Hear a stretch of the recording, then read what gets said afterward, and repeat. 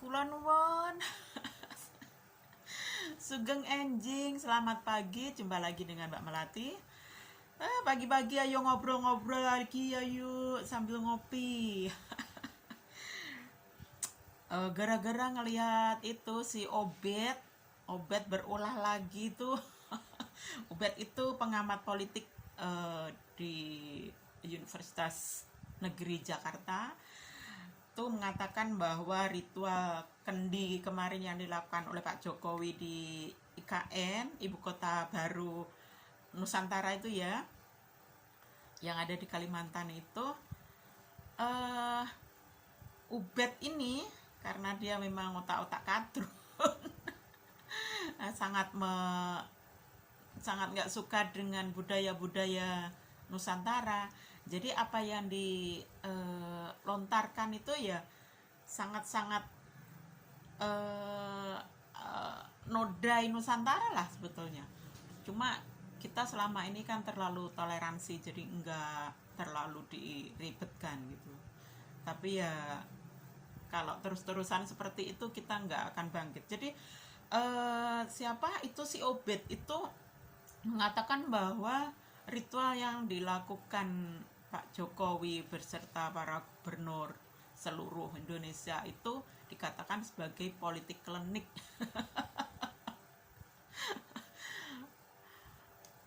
Ubed itu pengamat politik, tapi dia sendiri juga mengatakan itu juga politik juga sebetulnya. Dia nggak ngerti apa segala yang ada di agama. Jadi semua agama itu melakukan klinik. Semua agama, semua kepercayaan, keyakinan, semua itu melakukan klinik. Karena apa? Karena yang dituju itu adalah sesuatu yang gaib, yang mistis ya. Mistik karena Tuhan sendiri juga sesuatu yang gaib. Jadi kalau menilai bahwa apa yang dilakukan Nusantara selalu dinista dengan kata klinik lah, apalah, loh, enggak negatif itu, karena semua agama sebetulnya sudah juga melakukan hal-hal yang klinik itu. Jadi si Ubed sendiri, entahlah Ubed sudah pernah ikhram apa belum. Ubed yang jelas Islam ya. Jadi Ubed itu kalau di Islam pasti ngerti bahwa di Islam itu ada kegiatan ritual ke Mekah ya. Nah di sana kadang membawa batu, membawa air. Nah itu klinik juga. Bawa air zam-zam itu ya, klinik juga itu. Terus nanti ada beli sesuatu barang dari sana itu udah dibangga-banggain di Indonesia, dibawa ke Indonesia, terus wah sangat bangga. Misal beli jilbab gitu aja bisa bangga. Ini jilbab saya belinya di sana, bangga banget. Dipuja-puja, di apa ya istilahnya, disayang-sayang. Klinik juga itu.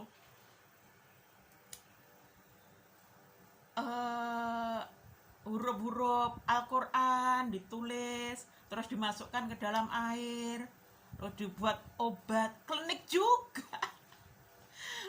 Cuma kita selama ini orang Nusantara ya enggak, ya udah biarin. Orang Nusantara sangat luar biasa toleransi, sangat luar biasa menghargai orang lain. Jadi orang lain mau apa terserah, silahkan kalian, asal jangan mengganggu Nusantara. Walaupun udah terganggu sebetulnya dari 500 tahun yang lalu, sejak mereka mulai datang itu sudah di stop sama yang Sabdo Palon itu, nggak boleh. Jadi 4 utusan dari Timur Tengah itu sampai meninggal, mati, kalah di Nusantara. Sama yang Sabdo Palon memang yang Sabdo Palon itu ngomong Nusantara memang di stop, nggak boleh.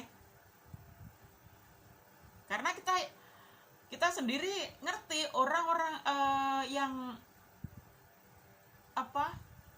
sudah sangat dekat dengan Tuhan itu ngerti, bisa dapat bisikan-bisikan Tuhan. Macam Nabi Muhammad itu dapat wahyu kan bisikan-bisikan Tuhan juga, dapat ilham begini-begini, terus dikata itu adalah firman Tuhan. Lah di Nusantara pun firman Tuhan juga itu yang didapat. Jadi ketika Nusantara sudah maju, sudah bisa bertuhan dengan baik, lah ini orang Timur Tengah ini menawarkan ajarannya yang sebetulnya juga dari Nusantara juga. Orang apa, Nabi Muhammad sendiri juga mendapatkan ilmu juga dari semedi. Lah di gua mau ngapain coba? Masa di gua tidur Nabi Muhammad? Semedi, masuk akalnya kan di situ kita malah. Itu juga ajaran Nusantara, Mas Medi.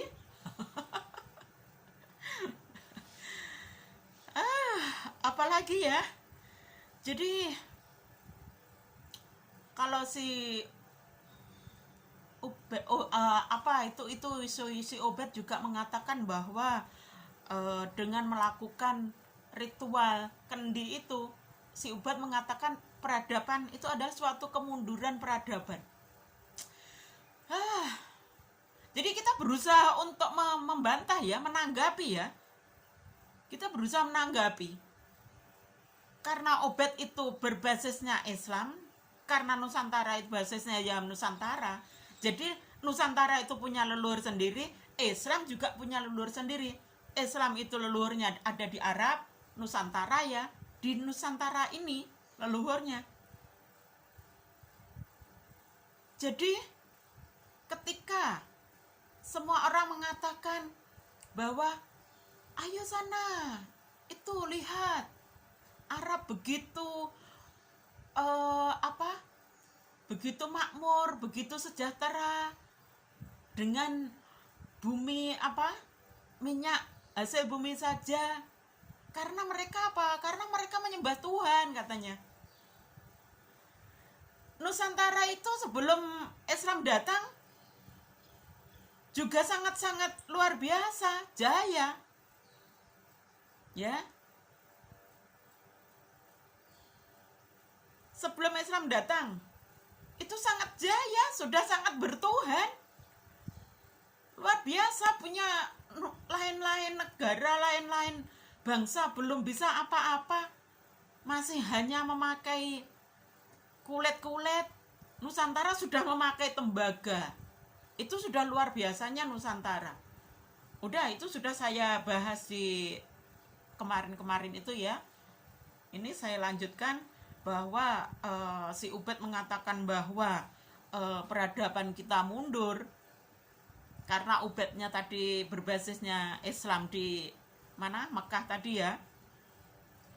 Jadi semua itu berawal dari bagaimana bangsa itu menghormati leluhurnya. Nah, di sini bangsa Arab itu sangat menghormati leluhurnya. Kita tahu kegiatan ihram ya, kegiatan haji di tanah Mekah itu adalah melakukan napak tilas apa yang dilakukan oleh Nabi Ibrahim. Jadi bukan napak tilasnya Nabi Muhammad loh ya. Justru leluhur Nabi Muhammad. Siapa? Nabi Ibrahim. Jadi ketika Nabi Ibrahim tanah Mekah itu belum jadi kota, itu masih gersang, belum ada air.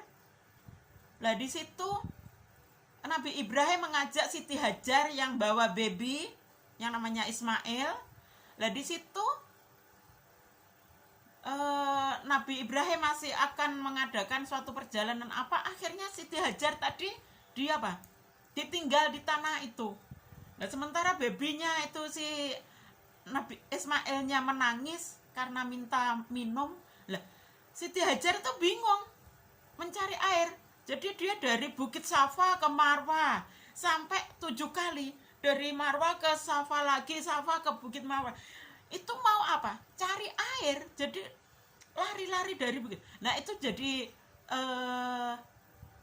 kegiatan napak tilas kan umat Islam sekarang semua napak tilas lari-lari kecil dari Bukit Safa ke Marwah, dari Marwah ke Safa. Itu dinamakan sa'i itu. Itu napak tilas kegiatannya Siti Hajar. Siti Hajar leluhurnya orang Arab, leluhurnya Nabi Muhammad. Jadi nah, setelah itu setelah tujuh kali ternyata Nabi Ismail ketika nangis tadi justru di kakinya itu diceritakan begitu ya. Itu nggak usah langsung lanjut karena udah 10 menit. Juga Nabi Ibrahim udah besar. Itu kan Nabi Ibrahim mau melaksanakan, disuruh Tuhan untuk melaksanakan kurban gitu ya, untuk menyembelih putranya ya, untuk menyembelih Ismail. Nah di sana itu melaksanakan perjalanan menuju ke tempat mau menyembelih itu tadi diceritakan diganggu setan. Ada yang mempengaruhi, ada setan yang mempengaruhi, jangan ikuti perintah Tuhanmu itu anak kamu, masa anak kamu mau kamu bunuh. Nah, terus sama Nabi Ibrahim dilempar dengan batu. Nah, itu napak tilas juga. Umat Islam sekarang kan melakukan lempar jumroh sampai 3 kali itu diganggu ya. Jadi ada lempar 1, lempar 2, lempar 3, itu lempar jumroh, lempar itu ada gitu. Itu jadi melakukan napak tilas juga itu. Terus apalagi ya? Ya intinya karena sangat menghormati leluhur, Arab itu sejahtera. Jadi intinya di leluhur tadi. Nah, bagaimana kaitannya dengan Nusantara? Di Nusantara setelah Islam datang, Islam akhirnya menyebar, padahal mestinya itu ajaran Nabi Muhammad itu cukup untuk di Arab saja.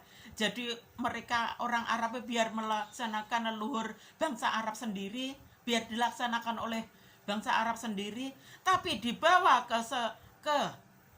oleh orang-orang berkepentingan itu ya, dibawa ke lain bangsa sampai dibawa ke Nusantara. Nah, di Nusantara akhirnya kita punya cerita Malin Kundang kan. Selama ini dikatakan Malin Kundang itu berdurhaka kepada ibunya itu karena apa? Karena harta kan.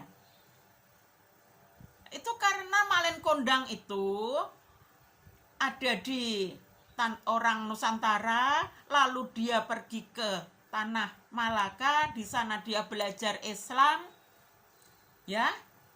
Dia belajar Islam, akhirnya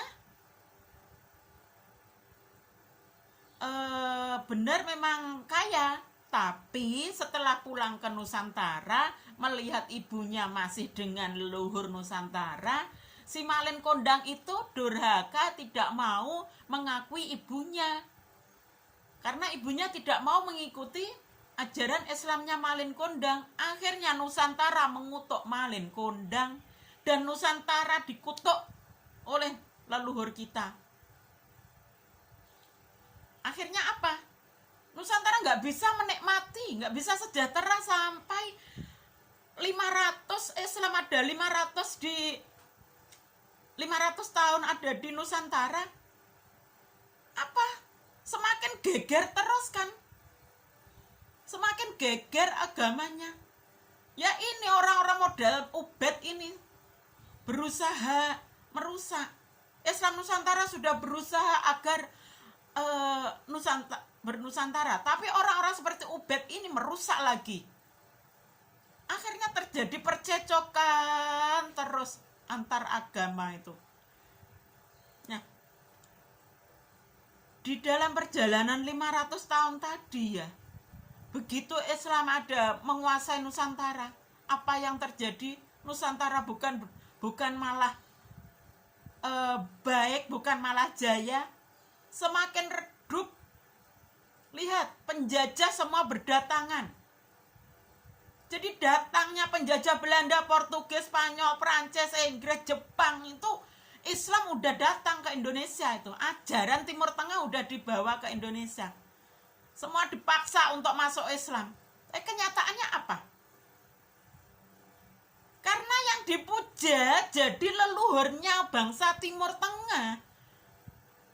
Yang dihormati leluhur bangsa Timur Tengah, bukan leluhur Nusantara. Inilah dikutoknya Nusantara itu. Nah sekarang kita mulai bangkit. Udah sama pamomongnya Nusantara. Ajaran Timur Tengah dikasih waktu 500 tahun. Bisa membuat jaya Nusantara atau enggak. Kenyataannya bagaimana kita semua tahu. Kita semua sampai sekarang pun belum merasa merdeka. Karena semua merasa ketakutan kalau enggak mengikuti ajaran Timur Tengah. Itu bukan kemerdekaan Nusantara namanya ya. Disinilah kita belum ada kesadaran. Kita selama ini entah apa namanya, dibodohi atau apa namanya.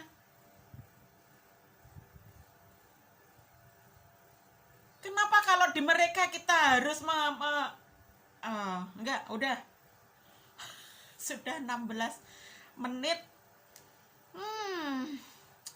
Jadi hormatilah Nusantara kita.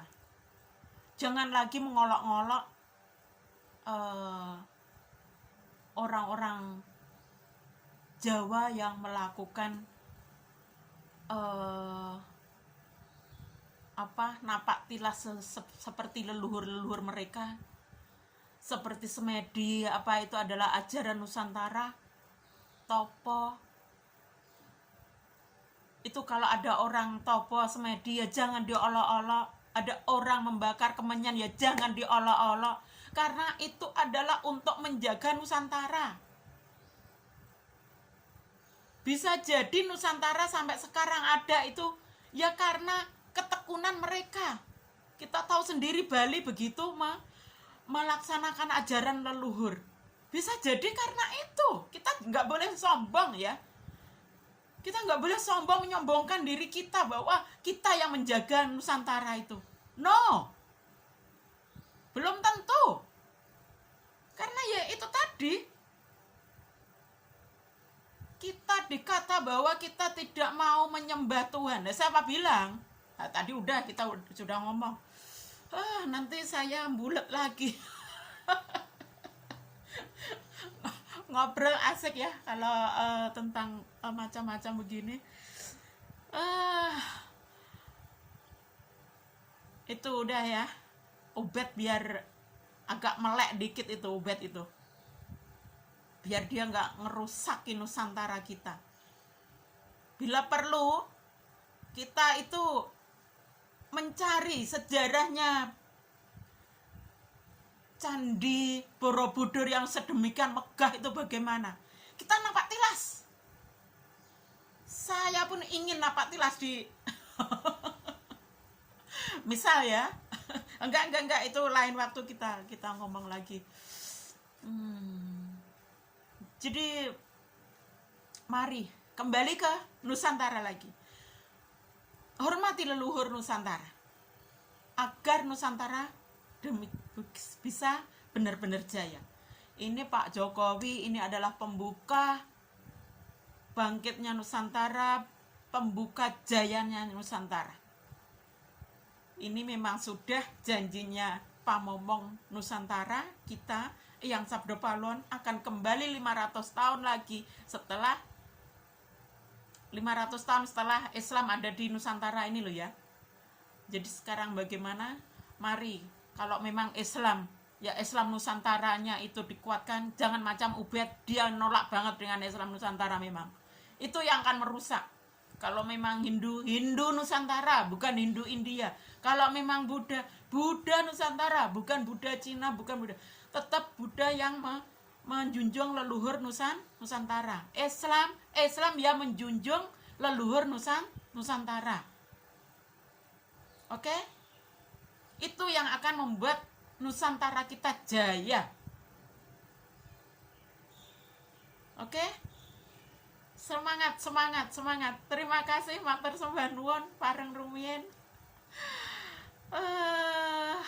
Mohon maaf lahir dan batin. Pareng, sugeng enjing, pareng.